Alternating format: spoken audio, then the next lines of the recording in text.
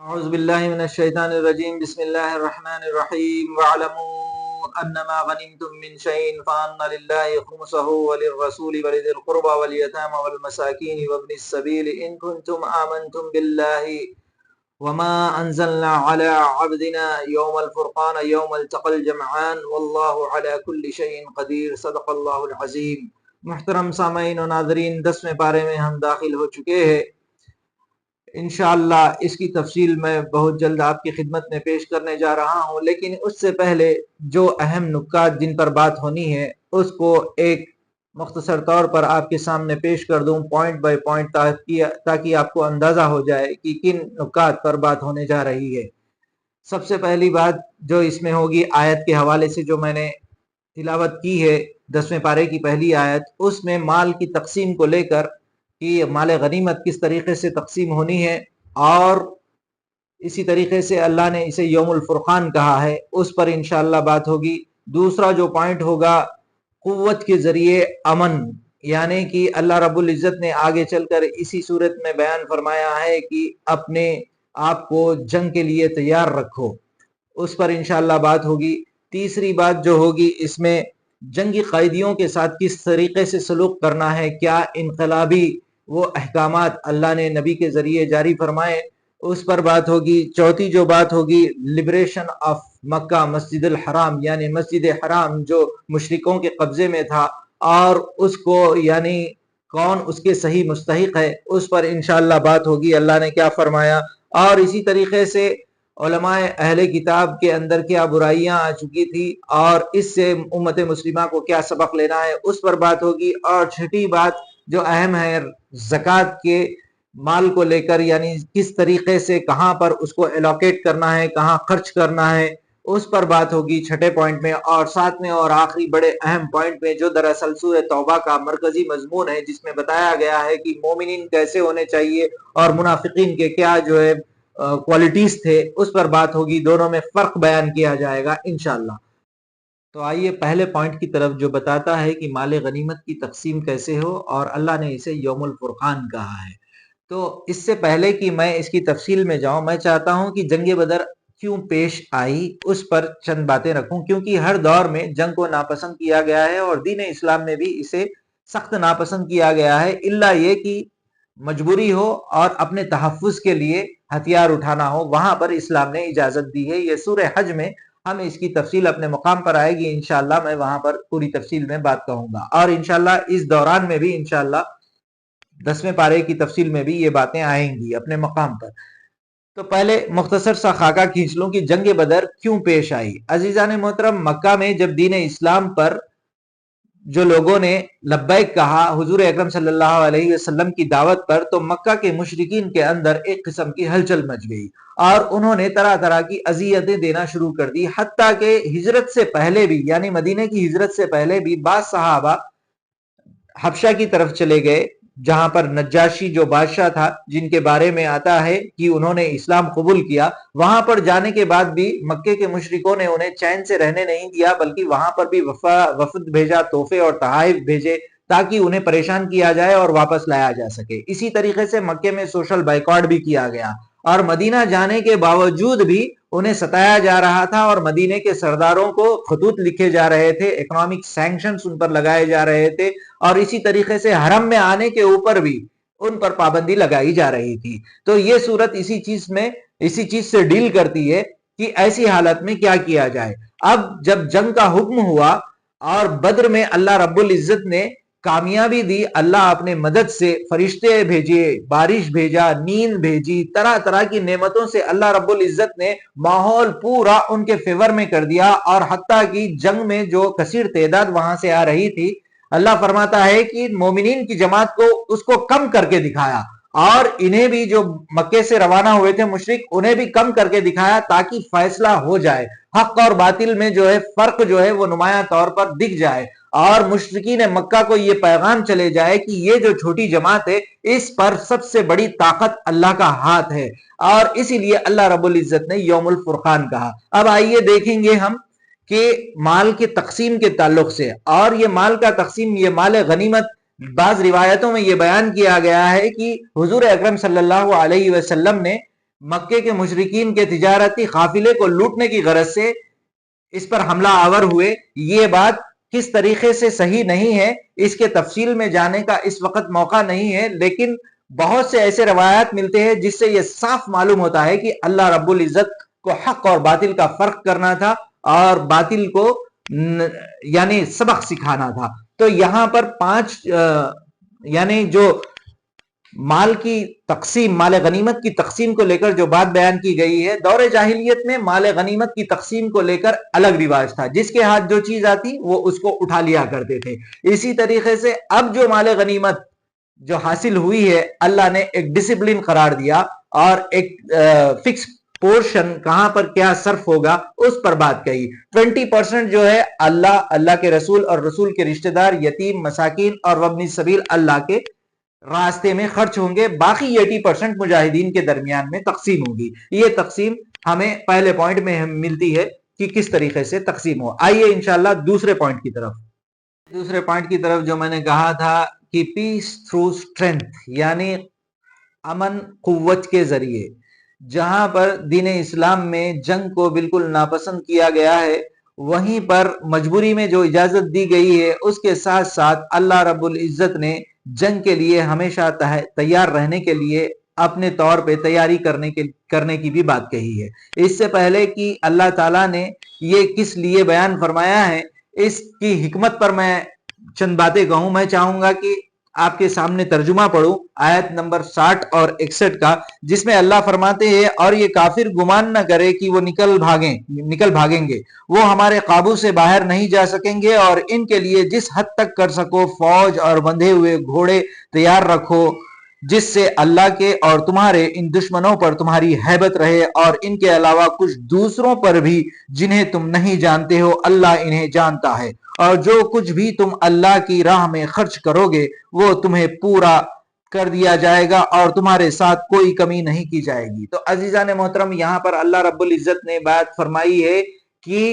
Weapons اور military power بالکل strong رکھنی چاہیے اپنے ڈیفنس کے لیے. آپ سوچئے عزیزان محترم، مکہ میں جب حضور اکرم صلی اللہ علیہ وسلم کی دعوت پر لوگوں نے لبیک کہا، حضور اکرم صلی اللہ علیہ وسلم قریش کے بڑے قبیلے سے تعلق رکھتے تھے، اور ان کے ساتھ جو ایمان لائے تھے سب کو انہوں نے طرح طرح کی اذیت دی، اکانومک بائیکاٹ، سوشل بائیکاٹ، حتیٰ کہ مائیگریٹ کرنے کے بعد بھی ان کے پاس جا کر انہیں پریشان کیا، پھر مدینے آنے کے بعد بھی انہیں پریشان کیا، حالانکہ ادھر سے کوئی ریٹیلیشن نہیں تھا. اس وقت انہوں نے اتنا پریشان کیا. اب کیونکہ جنگ بدر میں بڑے بڑے سرداران مارے گئے تھے، تو سوچئے گا ان کی پلاننگ جو تھی کس لیول تک جانے والی تھی، اور واقعتاً اس کا نقشہ اللہ رب العزت نے کھینچا ہے. مدینے میں منافقوں کا ڈر، اور اسی طریقے سے اہل کتاب، اور اسی طریقے سے مکہ کے مشرکین اور طرح طرح کے دشمن مل کر ایک جٹ ہو کر حضور اکرم صلی اللہ علیہ وسلم کی چھوٹی سی ریاست جو ابھی تشکیل ہونے جا رہی تھی مدینہ میں، اس پر حملہ آور ہونے کی کوشش کر رہے تھے. ایسے میں اللہ رب العزت نے یہ حکم جاری فرمایا کہ تم بندھے ہوئے گھوڑے اور ملٹری فورسز یعنی اپنے صحابہ کو اس طریقے سے تیار رکھو کہ جنگ کے لیے بھی وہ ریڈی رہے. یہی وہ بات تھی جس کو اللہ رب العزت نے بیان فرمائی کہ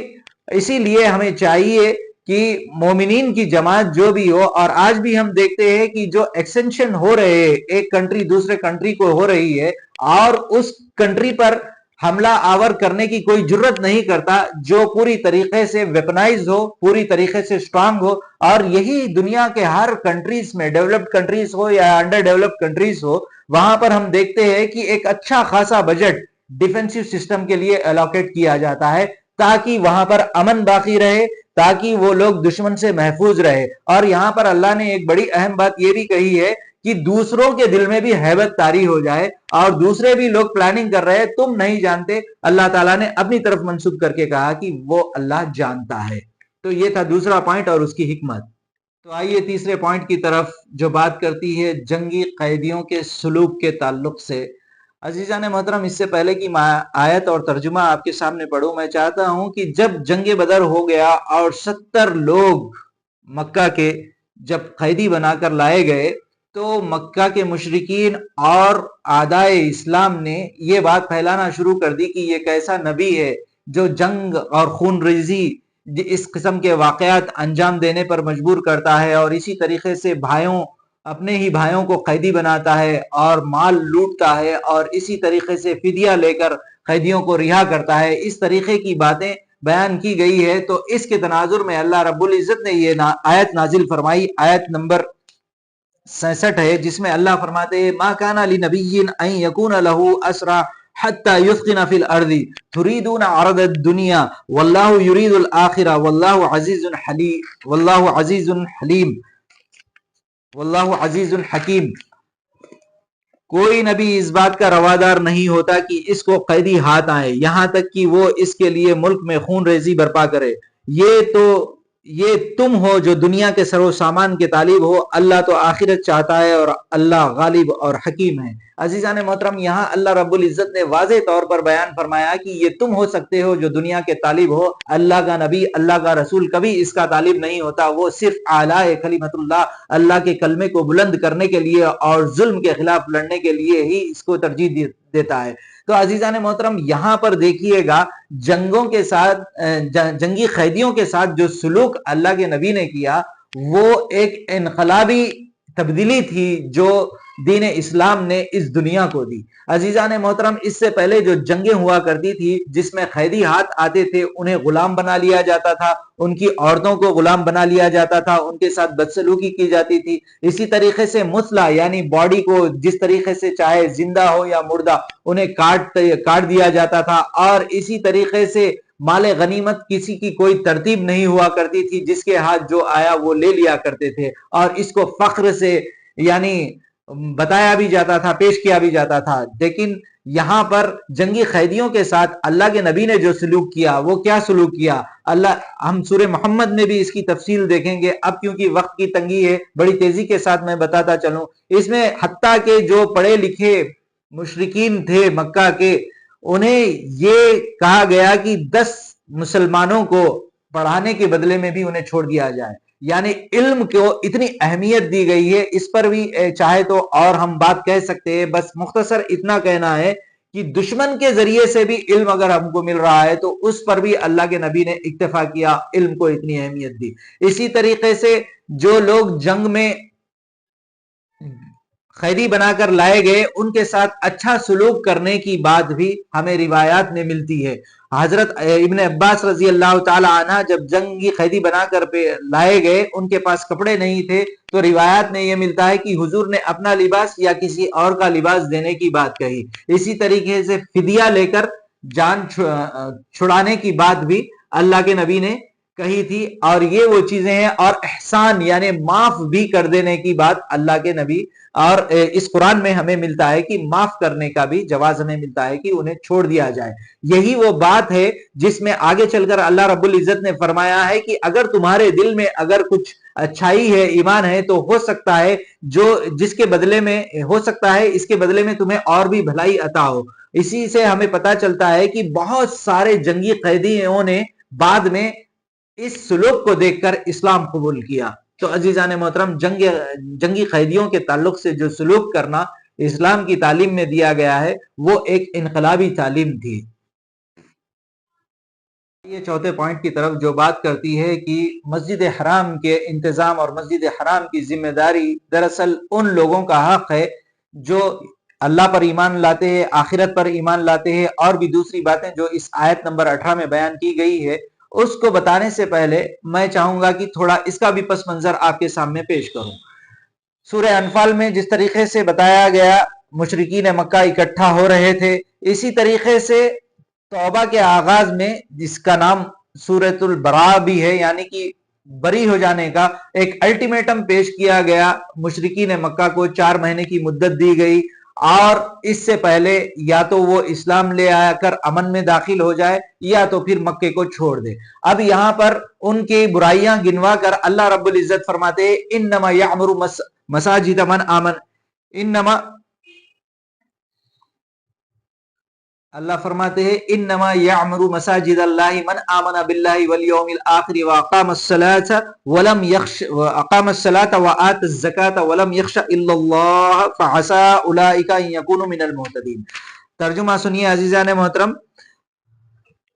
اللہ فرماتے ہیں مساجد الہی کے انتظام کرنے والے تو بس وہی لوگ ہو سکتے ہیں جو اللہ اور روز آخرت پر ایمان رکھتے ہو،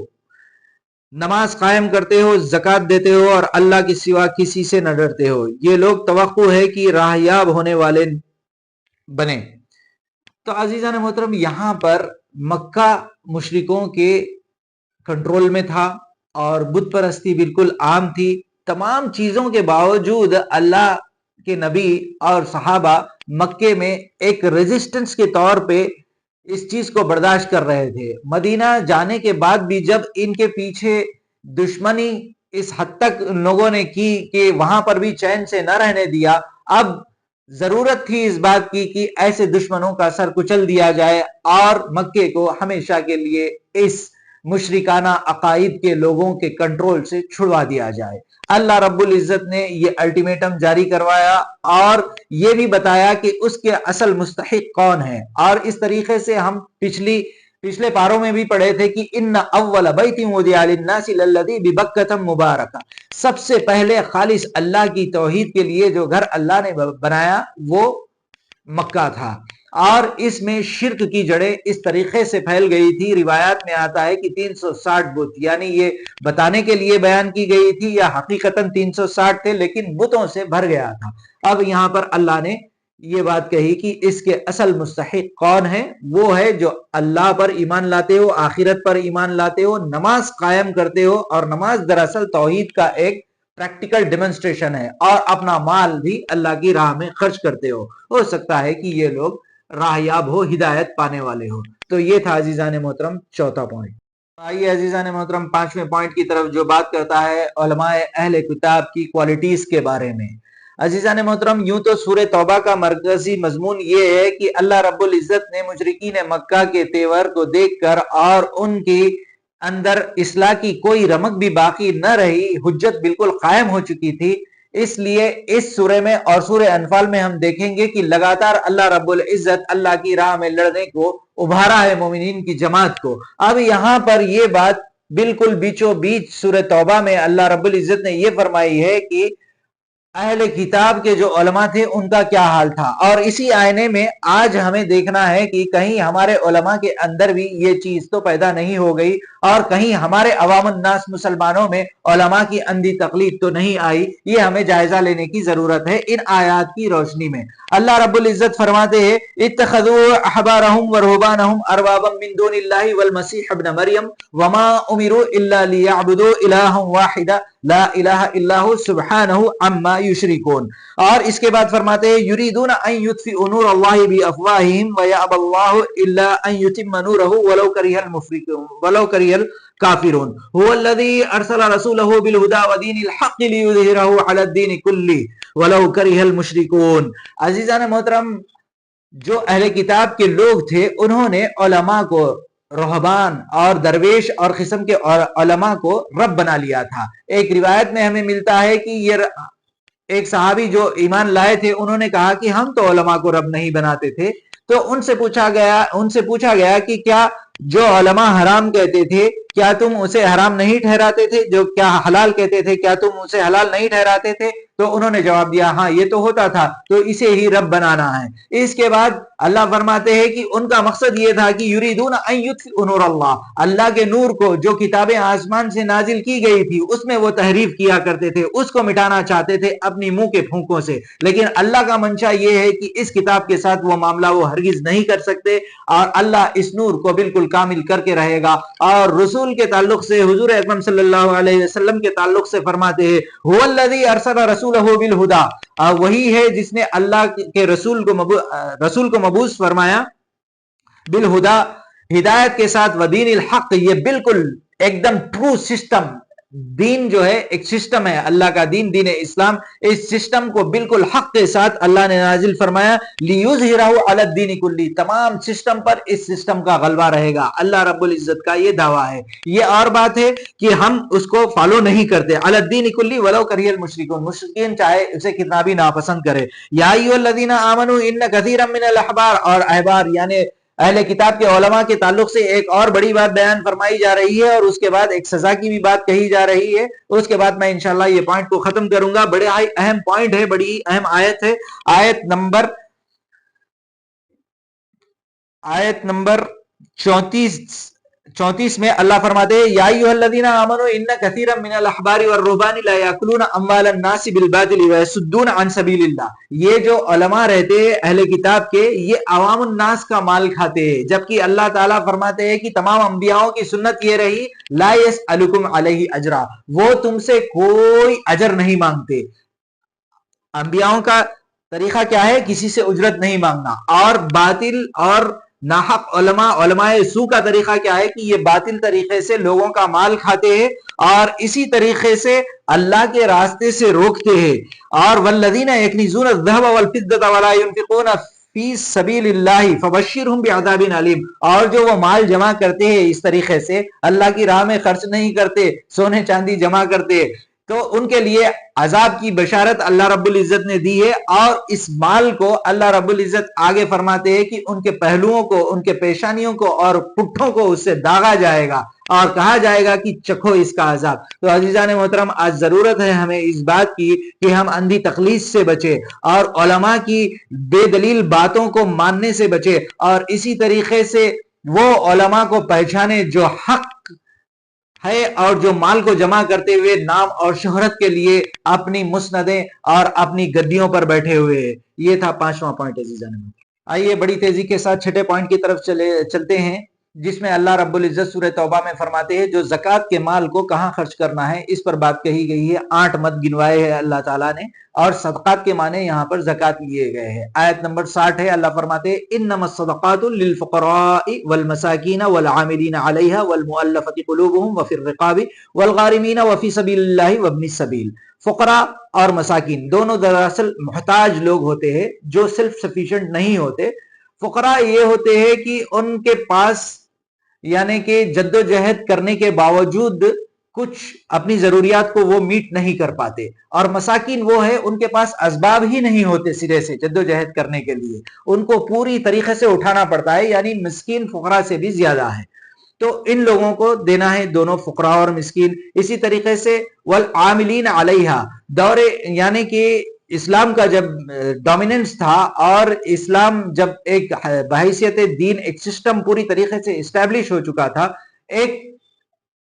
شخص اپوائنٹ کیا ہوا گیا تھا ہر ایریے میں جو زکوٰۃ کلیکٹ کرتا تھا. اس کے بھی جو ہے سو یعنی کہ سروس چارجز کے طور پر وہ پیسہ زکوٰۃ کا خرچ ہو سکتا تھا, یعنی سروس چارجز جو بھی زکوٰۃ کا کلیکٹر ہو. اسی طریقے سے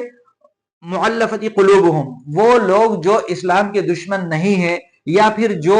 نادانی میں اسلام کے تعلق سے جن کے اندر غلط فہمی ہے, ان کی غلط فہمی دور کرنے کے لیے یا ان کی پاسداری یا ان کا دل رکھنے کے لیے یہ پیسہ خرچ کیا جا سکتا ہے جو اسلام کے دشمن نہیں ہے. وفی الرقاب, اور گردن چھڑانے کے لیے, یا پھر یہاں پر 2 باتیں ہیں کہ ایک کانٹریکٹ لیبر اس وقت میں بہت ہوا کرتے تھے, سلیوری سسٹم پوری طریقے سے ایبالش تو ہوا تھا لیکن ایگزسٹنس تھا, تو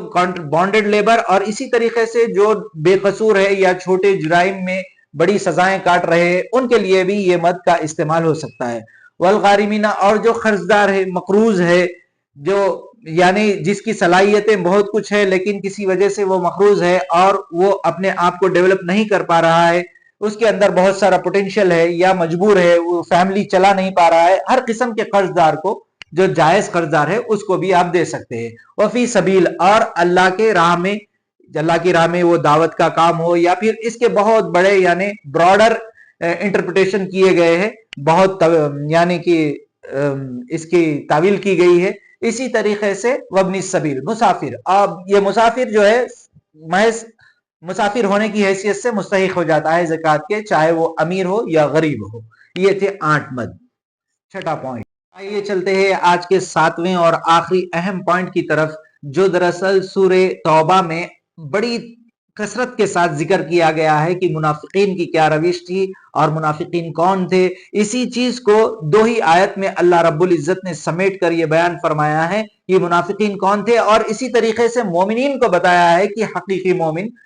کے اوصاف کیا ہوتے ہیں اور ان کا بہترین انجام بھی اللہ رب العزت نے اس میں بیان فرمایا ہے۔ آیت نمبر 67 اور 68 میں منافقین کے تعلق سے بیان ہے، اور بالکل ان کانٹراسٹ، ان کانٹرری بول سکتے ہیں، اس کے بالکل اپوزٹ ان کے وصف جو مومنین ہیں ان کے بارے میں آیت نمبر 71 اور اسی طریقے سے 72 میں بیان فرمایا ہے۔ المنافقون والمنافقات بعضهم من بعض، یہ منافقین ایک دوسرے کے مددگار ہوتے ہیں، اور یامرون بالمنکر وینہون عن المعروف، وہ برائی کا حکم دیتے ہیں اور اچھائی سے روکتے ہیں۔ اسی طریقے سے ویقبضون ایدیہم نسوا اللہ فنسیہم، اور اللہ کے راستے میں مال خرچ کرنے سے لوگوں کو روکتے ہیں، اللہ کو وہ لوگ بھلا چکے اور اللہ نے بھی انہیں بھلا دیا۔ ان المنافقین هم الفاسقون، سب سے پکے فاسق کون ہیں؟ منافقین لوگ ہی ہے۔ اور اسی طریقے سے وعد اللہ المنافقین والمنافقات، اللہ کا وعدہ ہے منافقین اور منافقات سے، اور والکفار، اور کافروں سے، نار جہنم خالدین فیہا، وہ لوگ جہنم میں رہیں گے ہمیشہ، ہی حسبہم، یہی ان کے لیے کافی ہے، اور اللہ کی لعنت ہے ان پر، اور وہ بڑے دردناک عذاب میں، اور بڑے دردناک عذاب کا انہیں ٹھکانہ ملے گا۔ اسی طریقے سے آئیے 71 نمبر پر 71 اور 72 میں بالکل اپوزٹ میں بیان فرمایا جاتا ہے، والمؤمنون والمؤمنات بعضهم من بعض، مومن مرد اور مومن عورتیں ایک دوسرے کی مددگار ہوتی ہے، اور اولیاء بعضهم اولیاء بعض، دوست ہوتی ہے، یامرون بالمعروف، وہ اچھائی کا حکم دیتی ہے، وینہون عن المنکر، اور برائی سے روکتی ہے، اور ویقیمون الصلاۃ، اور نماز قائم کرتے ہیں اور زکوٰۃ دیتے ہیں اور اللہ کے اور اس کے رسول کی اطاعت کرتے ہیں، اور انہی لوگوں پر اللہ کا رحم بھی ہوتا ہے، اور اللہ بڑا عزیز ہے اور حکمت والا ہے۔ اور اللہ کا وعدہ ہے ان مومنین اور مومنات کے ساتھ، جو یہ وعدہ ہے کہ وہ جنت میں رہیں گے جن کے نیچے نہریں بہ رہی ہوگی، اور وہ ہمیشہ رہیں گے، اور بڑی سکون کی جگہ انہیں ملے گی ہمیشہ کے لیے، اور اللہ کی رضا حاصل ہوگی جو سب سے بڑی بات ہوگی۔ ذالک هو الفوز العظیم، اور یہ بہت ہی بڑا انعام ہے۔ یہ تھا فرق مومنین اور منافقین کے درمیان میں، جو سورہ توبہ میں اللہ رب العزت نے بالکل کھول کر بیان فرمایا۔ کل انشاءاللہ سورہ توبہ کا باقی حصہ، اور انشاءاللہ 11ویں پارے میں جو دوسری سورت آ رہی ہے اس پر انشاءاللہ بات ہوگی۔ جب تک کے لیے اجازت دیجیے، وآخر دعوانا ان الحمدللہ رب العالمین۔ السلام علیکم۔